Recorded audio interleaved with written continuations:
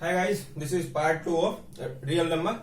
तो हम previous video में इसी टॉपिक पर थे कि prime factor of rational number, ठीक है ना। जो रेशनल नंबर था अगर हम उसका प्राइम फैक्टर देखें, लेकिन prime factor of rational number में हम किसका प्राइम फैक्टर देखने की बात कर रहे थे। तो हम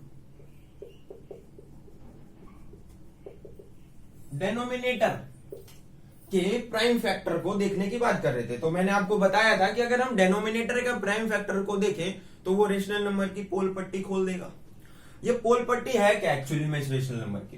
तो आपको पता है कि रेशनल नंबर की पोल पट्टी दो तरीके से खोली जा सकती है, या तो वो टर्मिनेटिंग होगा या तो वो नॉन टर्मिनेटिंग होगा और रिपीटिंग होगा, है ना। ये टर्मिनेटिंग और नॉन टर्मिनेटिंग, रिपीटिंग।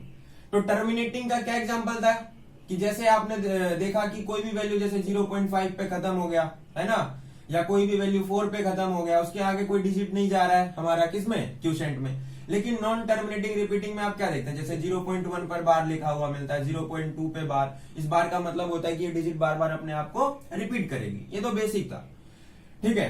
तो हम क्या देख रहे थे कि अगर मैं इस क्यू का प्राइम फैक्टर निकालूं तो ये हमें आसानी से बता सकता है कि हमें टर्मिनेटिंग मिलेगा या नॉन टर्मिनेटिंग रिपीटिंग मिलेगा। ये एक्चुअली में इसकी पोल पट्टी किससे खुलेगी, इसके प्राइम फैक्टर से।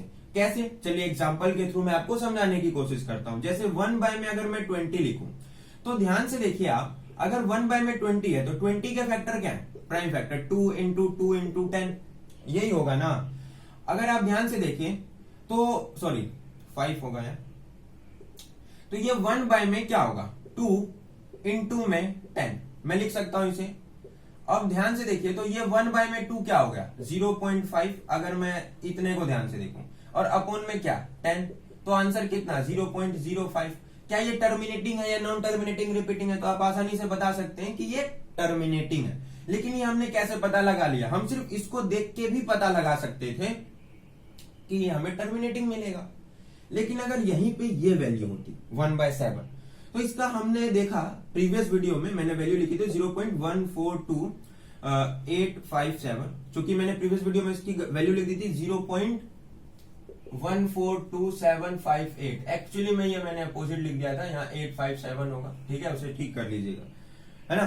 तो 1/, में 7 इक्वल टू 0.142857 और इसके ऊपर हमारा बार लगा हुआ रहता है। यानी ये वैल्यूज अपने आप को क्या करती है, रिपीट करती है। तो 7 के फैक्टर क्या हो सकते हैं, या तो 1 होगा या तो 7 होगा, प्राइम फैक्टर यानी 1 इंटू 7।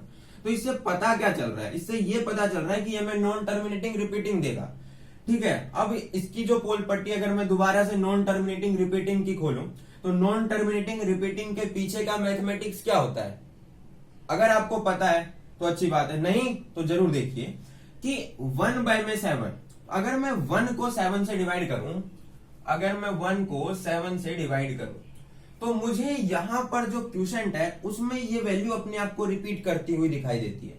क्यों रिपीट करती है? इसके पीछे का मैथमेटिक्स क्या है? इसके पीछे का जो मैथमेटिक्स है ना जी, वो ये है कि ऊपर वाली जो वैल्यू होती है, जो न्यूमरेटर होता है, यानी जिसको हम डिवाइड करते हैं, वो वैल्यू अपने आप को रिमाइंडर में रिपीट करती है। मैं फिर बता रहा हूं, जिस वैल्यू को हम यहां अंदर लिखते हैं, यह वैल्यू दोबारा से अपने आप को जब रिमाइंडर में रिपीट करती है तो हमें क्वोशिएंट में भी वैल्यू रिपीट करती हुई दिखाई देती है। यही एक्चुअली इसका मैथमेटिक्स है। तो चलिए एक बार इसको हम करते हैं। अगर मैं ध्यान से देखूं तो ये क्या होगा, 0.10, 7 1 जा 7, ये आपका 3 हो गया, 7 4 जा 28, 2 पॉइंट लगा है 0, 7 2 जा 14, 6 0, 7 8 जा 56, 4.0, 7 5 जा 35.0, 7 7 जा 49, 1। अब ध्यान से देखिए, आ गया 1, यहां ऊपर क्या था 1। मैंने बताया ना, जो न्यूमिनेटर वाली वैल्यू होती है, यानी जिसको हम डिवाइड करते हैं, वो अपने आप को दोबारा से क्या करेगी, रिमाइंडर में रिपीट करेगी। अगर रिपीट करेगी तो पॉइंट लगा है जी, यहां 0 आ गया, तो दोबारा से 7 1 जा 7 देंगे, दोबारा से 7 4 जा देंगे, दोबारा से 7 2 जा लिखेंगे। तो यहां क्यों ऐसा हुआ, क्यों? क्योंकि यहां वाली वैल्यू अपने आप को दोबारा से रिपीट कर रही है, रिमाइंडर कभी 0 आएगा ही नहीं, ये वैल्यू अपने आप को दोबारा रिपीट करती रहेगी।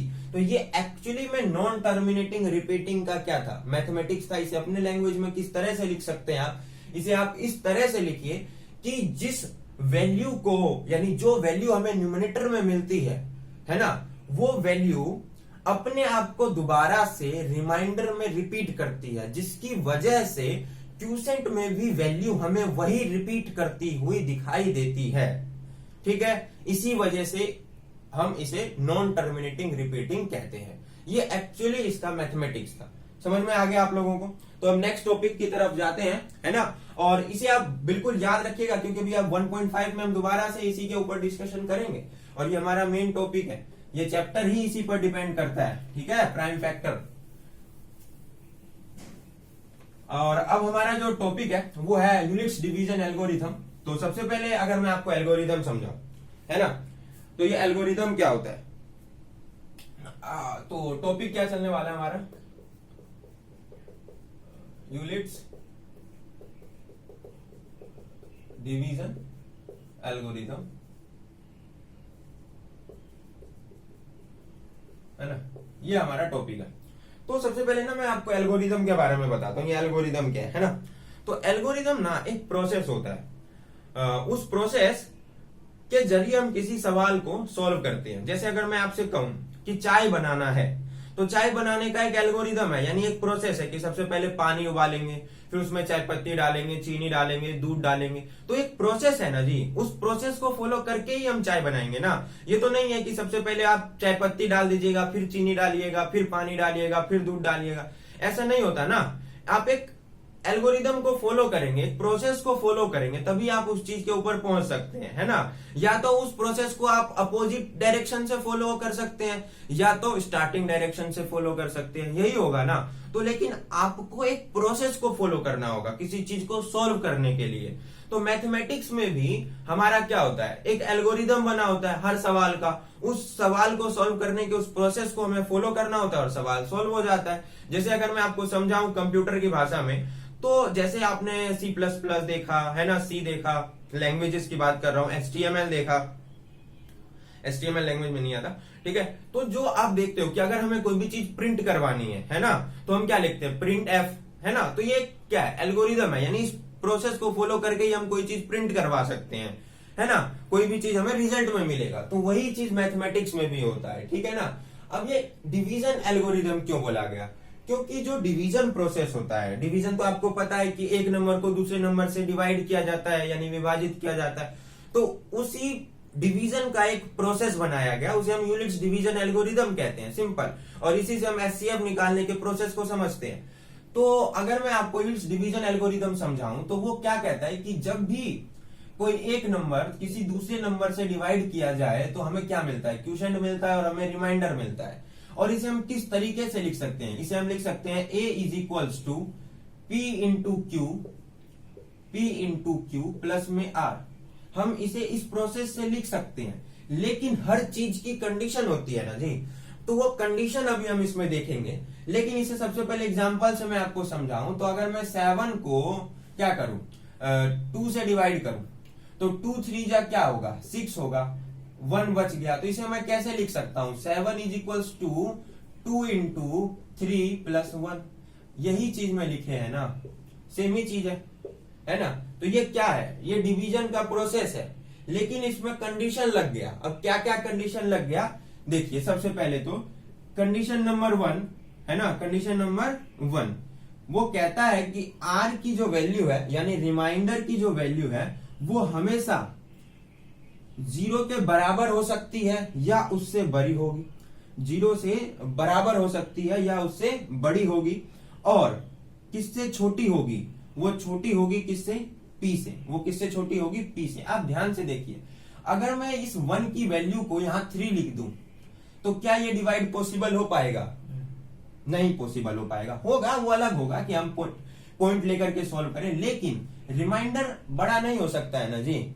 अगर रिमाइंडर इससे बड़ा हो गया तो ये तो प्रोसीजर को क्या करेगा, फॉलो नहीं करेगा। और इस प्रोसेस का, यानी इस एल्गोरिदम का मेन यही है कि रिमाइंडर की वैल्यू 0 के बराबर या 0 से बड़ी होगी और P से, यानी P से क्या होगा, छोटा होगा। ये सबसे पहला कंडीशन था जिसे आपको अपने माइंड में बिठा के चलना है। दूसरा कंडीशन क्या कहता है? दूसरा कंडीशन कहता है कि जितने भी वेरिएबल है, वेरिएबल यानी ए पी क्यू आर, ये सभी क्या होने चाहिए? पॉजिटिव इंटीजर्स होने चाहिए। पॉजिटिव इंटीजर्स अभी हमने फर्स्ट पार्ट में देखा था कि यानी ये सभी वैल्यूज क्या होनी चाहिए? पॉजिटिव होनी चाहिए, कोई भी नेगेटिव नहीं होनी चाहिए। तीसरा कंडीशन क्या कहता है? तीसरा कंडीशन कहता है कि जो हमारा ए है, ए की वैल्यू हमेशा पी से क्या होगा? बड़ा होगा। पी से क्या होगा? बड़ा होगा, या उसके बराबर भी हो सकता है, ये कोई कहने की बात नहीं है। ठीक है, तो ये 3 कंडीशन आपको अपने दिमाग में रखना है। ठीक है, अब इसी के बेस पे हम एक सवाल सॉल्व करते हैं। एनसीईआरटी का एग्जांपल है आपका कि 420 और 130 का 420 और 130, इसका आपको क्या करना है? एचसीएफ निकालना है बाय यूलिट्स डिवीजन एल्गोरिथम, यानी यूलिट्स डिवीजन एल्गोरिथम, है ना। इस प्रोसेस से आपको क्या करना है? एचसीएफ निकालना है। तो ध्यान से देखिए, जो बड़ी वैल्यू होती है उसे हम कहां लिखेंगे? ये ए की जगह पे बड़ी वैल्यू को लिखा जाएगा। अब किससे डिवाइड कर रहे हैं जी? तो मैं यहां पर लिखता हूं कि अगर हम 420 को किससे डिवाइड कर रहे हैं? 130 से। तो 420 आप यहां लिख दीजिए, 130 आप यहां लिख दिए। अब आप कितने से देंगे? तो 13 दूनी 26, 13 39, है ना। ये 39 है ना, ये हो गया आपका, और ये बन गया 30। तो आप ध्यान से देखिए, आप इसे कैसे लिखेंगे? 420 इज इक्वल्स टू 130 इंटू 3, यही लिखेंगे ना। यानी 420 बराबर हो गया 130 इंटू 3, और प्लस में रिमाइंडर यानी प्लस में 30, प्लस में रिमाइंडर यानी 130। तो ये स्टेप हो गया। अब दूसरा देखिए, कब तक करना है हमें। अब जो बड़ी वैल्यू है आप यहां पे लिखिए, लिख दिए। अब ये जो 30 है इसको यहां लिखिए। अब आप 30 से डिवाइड करेंगे तो 133 यानी कितने पे जाएगा? 4 पे चला जाएगा ये। तो 30 यानी 4 पे गया, 4 3 जा 12 यानी 120, और कितना बच गया? 10 बच गया, है ना। कितना बच गया? 10। तो ये 13 हो गया, ये 10। अब ये यहां पे हम लिख दिए 13, 4 जा, और प्लस में कितना हो गया आपका? 10 हो गया, हो गया। अब यहां पर देखिए बड़ा वैल्यू कौन सा हो गया? 30 हो गया। अब 30 के बाद अब किससे डिवाइड देंगे? 10 से देंगे। तो 10 इंटू 3 प्लस में 0, क्यों लिखे 0? चलिए डिवाइड करके दिखा देते हैं आपको। 30 के टेबल में, 10 के टेबल में 30 कितने पे? 3 पे, रिमाइंडर कितना? 0। तो रिमाइंडर क्या आ गया यहाँ पे? 0, और यहाँ पे हमारा प्रोसेस खत्म हो जाता है। यहाँ पे हमारा प्रोसेस खत्म हो जाता है। इसे समझते हैं एक बार दोबारा से।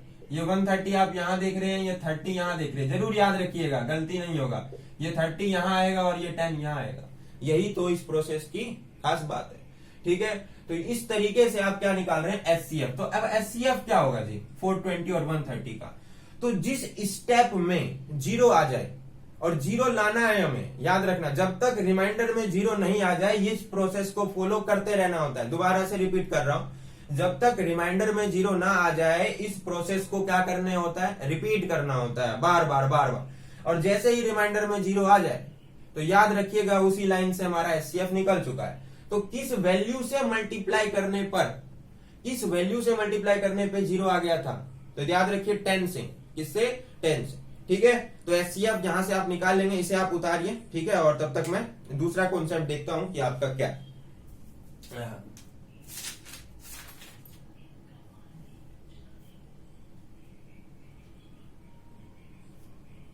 हाँ, ठीक है, तो यहां से आपका एचसीएफ निकल के आ गया था, है ना। जिस वैल्यू से आपने मल्टीप्लाई किया एचसीएफ, तो इसका 10 हो गया। ठीक है, ये आप लिख लिए होंगे। ठीक है, अब हम दूसरे कॉन्सेप्ट को देखते हैं, वो है हमारा प्राइम फैक्टर वाला कॉन्सेप्ट। और इसके जो ये अभी आपको मैंने सिर्फ और सिर्फ समझाया है, याद रखिएगा। इसके सवाल जो है वो हम नेक्स्ट पार्ट में करेंगे, क्योंकि मैंने आपको बता रखा है कि सबसे पहले हम ये देखेंगे कि सारी चीजों को समझेंगे। ये हमारे क्या चल रहे हैं? कॉन्सेप्चुअल पार्ट चल रहे हैं। इस कॉन्सेप्चुअल पार्ट में हम चीजों को समझेंगे, और आप साथ के साथ एग्जाम्पल जरूर लिख लीजिएगा, और प्रोसेस भी लिखिएगा अपने लैंग्वेज में कि किस तरीके से हमें सवाल सोल्व करना होता है।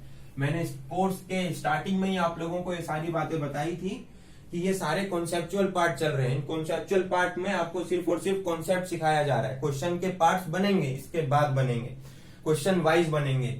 अब हम समझते हैं प्राइम फैक्टर वाला कॉन्सेप्ट। प्राइम फैक्टर वाला कॉन्सेप्ट जो आपको समझना जरूरी है, आप कभी भी किसी नंबर का, अगर आप ध्यान से देखिए, आप अगर किसी भी नेचुरल नंबर का, या आप बोल सकते हैं कंपोजिट नंबर का, है ना, कंपोजिट नंबर पता है ना, जो नंबर प्राइम नहीं होते हैं, उसके अलावा जो नंबर बच गए वो कंपोजिट नंबर हो गए, या मैं बोलता हूं नेचुरल नंबर का, ठीक है। अगर आप इनके प्राइम फैक्टर को देखें, क्या देखें, प्राइम फैक्टर को देखें, तो आपको सारे प्राइम नंबर्स मिलते हैं। आपने ये गौर किया? तो जैसे अगर मैं लिखता हूं 20, मैं लिखता हूं 60, मैं सिंपल वैल्यूज ले रहा हूं, कोई डिफिकल्ट नहीं है, ताकि आपको समझने में दिक्कत ना हो, सॉरी, ठीक है। ये हो गया 40। अब आप ध्यान से देखिए, अगर मैं इसका फैक्टर करूं तो 2, ये 10, ये 2, ये 5 और ये 1। अगर 60 की बात करें तो 30, 2 से करें तो ये 15 हो गया, 3 से करें तो 5 हो गया, और 5 से करें 1 हो गया, ठीक है। ये 2 से किया तो 7 हो गया, और ये 7 हो गया। अब ध्यान से देखिए, ये जो नंबर है ये क्या है, ये नेचुरल नंबर है ना जी। अब ये नेचुरल नंबर भी है और ये कंपोजिट नंबर भी है, लेकिन आपने एक चीज गौर किया होगा कि अगर हम इनके प्राइम फैक्टर को देखें, तो ये हमेशा क्या मिलते हैं, ये हमेशा हमें प्राइम नंबर मिलते हैं, ये हमेशा प्राइम नंबर मिलते हैं। ये याद रखिएगा कि किसी भी कंपोजिट नंबर के फैक्टर को अगर हम देखें, प्राइम फैक्टर को, तो वो हमें हमेशा क्या मिलता है, प्राइम नंबर मिलता है। ये आप अपने लैंग्वेज में लिखेंगे, और यहां पे हम अभी अपने इस पार्ट को खत्म करेंगे। अगले पार्ट में